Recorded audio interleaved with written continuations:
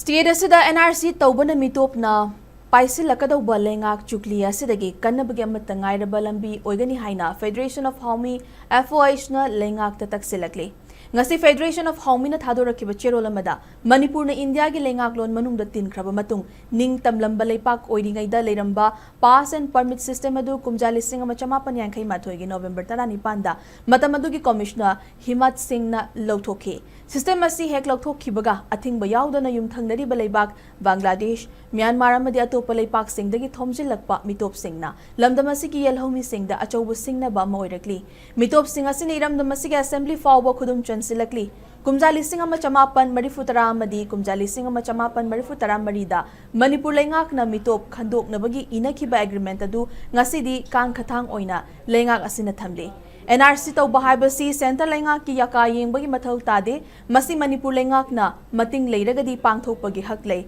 masimak Ministry of Home Affairs Government of India na lisingani kuntaruki April 16 da thokpa chero lamada power conferred to the central government under the Immigration and Foreigners Act 2025 to detect, restrict their movement and to deport foreign nationals staying illegally in the country have been delegated to all state government, union territories, administration including the state government of Manipur wide MHA's notification number SO3998E date 1 month 9 2005 under section 28 of the Immigration and Foreigners Act 2005 haibadi state ta power piri masida Manipur gi Leingak na tumina khangsanadana miyam gi ihau lakpa ngai basi maram chade haina chirola sida taksilakli